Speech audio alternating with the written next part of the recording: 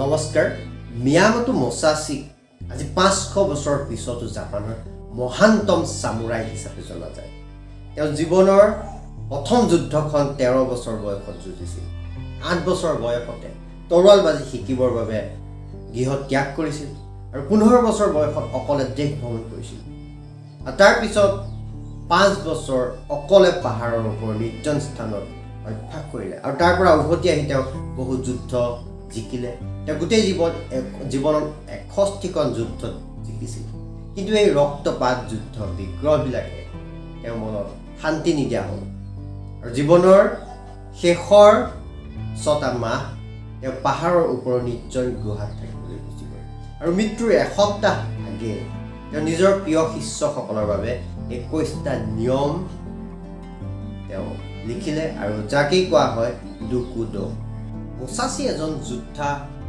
হোৱাৰ লগে লগে ফিলচফাৰ আৰ্টিষ্ট আৰু ৰাইটাৰো আছিল সেইবাবেই জাপানত তেওঁ শ্বৰ্ট চেইন বুলি কোৱা হয় আৰু তেওঁ যে 21টা নিয়ম দিলে এই নিয়মসমূহ নতুন নহয় কিন্তু ই চিধা আৰু সঠিক আৰু এই নিয়মসমূহ তেওঁ নিজৰ শিষ্যসকলক দি যাব বিচাৰিছিল আৰু মোচাচিৰ প্ৰথম নিয়মটো হ'ল accept everything just the way it is. The power of now গ্ৰন্থখনৰ লিখক এখাৰ্ট টলে কৈছে whatever the present moment contains accept it as if you had chosen it and this will miraculously change and transform your whole life মানে আপোনাৰ লগত যিবিলাক হৈ আছে তাক কেনেকৈ গ্ৰহণ কৰক যেনি আপোনাৰ নিজৰ ইচ্ছা অনুসৰিহে হৈছে আৰু দ্বিতীয় নিয়মটো হৈছে যে do not seek pleasure for its own sake মহান ৰোমান সম্ৰাট মাৰ্কাছ অৰেলাছে তেওঁ মেডিটেশ্যন নামৰ গ্ৰন্থত কৈছে যে প্ৰতিদিনে নিজকে প্ৰশ্ন কৰক যে কি মোৰ জন্ম কেৱল মজা ল'বৰ বাবেই হৈছে কি মই গোটেই জীৱনটো এনেকৈ পাৰ কৰি দিম কেৱল মজা বিচাৰি কিবা কিবি কৰি থকাটোৱে আপোনাক সদায় বাধা দিব আপুনি কেতিয়াও কোনো বস্তু গভীৰভাৱে বুজি পাব নোৱাৰিব আৰু আপুনি নিজৰ অভ্যাসৰ দিশত কেতিয়াও আগবাঢ়ি যাব নোৱাৰিব যিমানবিলাক ইন্দ্ৰিয়জনিত সুখ যিবিলাক চোৱা খোৱা আৰু পান কৰাৰ পৰা পোৱা যায় সেইবিলাক যেতিয়া আপুনি একেৰাহে কৰি থাকে সেইবিলাকেই এডিকশ্যনলৈ ৰূপান্তৰ হয় আৰু সত্যটো হ'ল যে আমাৰ মনৰ উৎসত অসীম আনন্দ লুকাই আছে আপুনি যেতিয়া নিজৰ বিচৰা বস্তুটো পোৱা যায় তেতিয়া সেই ভিতৰৰ আনন্দটোৱেই প্ৰকট হয় আৰু আমি ভাবিলোঁ যে আনন্দবিলাক বাহিৰৰ পৰা আহিছে আৰু সেয়েহে যদি সঁচাকৈয়ে মজা বিচাৰিছে তেন্তে আপোনাক প্ৰয়োজন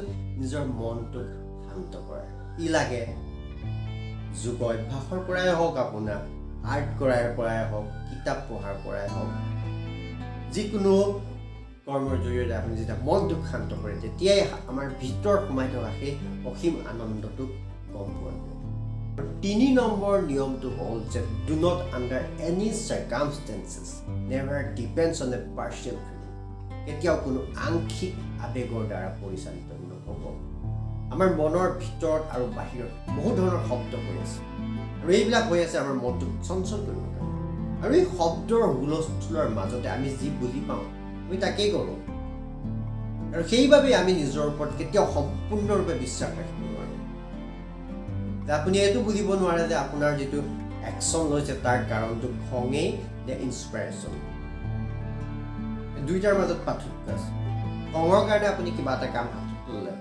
কিন্তু আপুনি তাক দীৰ্ঘ সময় ধৰি ৰাখিব নোৱাৰিব আপোনাৰ উৎসাহ চেঁচা পৰি যাব খঙৰ সহায়ত আপুনি কোনো সমস্যাৰ সমাধান কৰিব নোৱাৰিব তাৰ কাৰণে লাগে এটা আপোনাক ঠাণ্ডা মগজু লাগিব আৰু সেইবাবেই সদায় নিজৰ এই ফিলিংছবিলাকৰ প্ৰতি সচেতন হৈ থাকিব লাগিব যেতিয়া আপুনি কয় যে মোৰ ভাল লগা নাই মোৰ মনটো বেয়া লাগিছে তেতিয়া চাওক আপোনাৰ ভিতৰত এটা এনাৰ্জি পেটাৰ্ণ চলি আছে আৰু এই বস্তুটোৰ প্ৰতি আপুনি যেতিয়া আপোনাৰ ফিলিংছটোৰ প্ৰতি যেতিয়া আপুনি সচেতন হৈ আহিছে তাকে কোৱা হৈছে মাইণ্ডফুলনেছ আৰু এইটো আমাৰ বাবে অতি জৰুৰী কিয়নো আমাৰ এই ফিলিংছসমূহে আমাৰ যিটো বিচাৰ আৰু বিচাৰসমূহে আমাৰ একশ্যন ক্ৰিয়ালৈ ৰূপান্তৰিত হয় গতিকে ফিলিংছৰ প্ৰতি যেতিয়ালৈকে আমি সচেতন হ'ব নোৱাৰিম তেতিয়ালৈকে আমি জীৱনটো সঠিক দিশত লৈ যাব নোৱাৰিম মোচাচিৰ 4 নম্বৰ নিয়মটো হ'ল যে think lightly of yourself and deeply of the world কেৱল যদি আপুনি নিজৰ শব্দবিলাকে শুনা পায় তেনেহ'লে আপুনি জীৱনৰ পৰা একো শিকিব নোৱাৰিব আৰু যেতিয়া আপুনি নিজকে গুৰুত্ব নিদিব যে মই কি ভাবোঁ মই কি কৰোঁ কেৱল মই আবদ্ধ নাথাকিব, তেতিয়া আপুনি এই বিশ্ব ব্ৰহ্মাণ্ডৰ পৰা বহুত কথা শিকিব পাৰিব। এই বিশাল ব্ৰহ্মাণ্ডত আমি এটা ক্ষুদ্ৰ শৰীৰ, এটা ক্ষুদ্ৰ মন, আমাৰ অস্তিত্ব কি? সেইকাৰণে আমি প্ৰথমে এই সৃষ্টিকৰ্তাৰ এই গোটেই ৰহস্যটো আমি বুজি পাব লাগে আৰু আমি বিনম্ৰ হ'ব লাগে। আমি যিমানে বিনম্ৰ হ'ম, তেতিয়া আমি কি হ'ব, আমাৰ জীৱনটো সঠিক দিশত যাব। আৰু বিনম্ৰতাৰ চিনাকি হ'ল যে আপুনি আপোনাৰ আশে পাশে যি হৈ আছে, যিসকল লোক আছে, সকলোৰে মাজত এটা ভাল দেখিবলৈ আৰম্ভ কৰক। সকলোৰে ভাল গুণটো চাওক, সকলোৰে লগতে ভালভাৱে ব্যৱহাৰ কৰক। আপুনি নিজকে বুজি লওক যে আপোনাৰ অস্তিত্ব এটা ধূলিকণাৰ সমান। বিনম্ৰ হৈ যাওক। আৰু 5 নম্বৰ নিয়মটো হ'ল যে do not regret what you have done.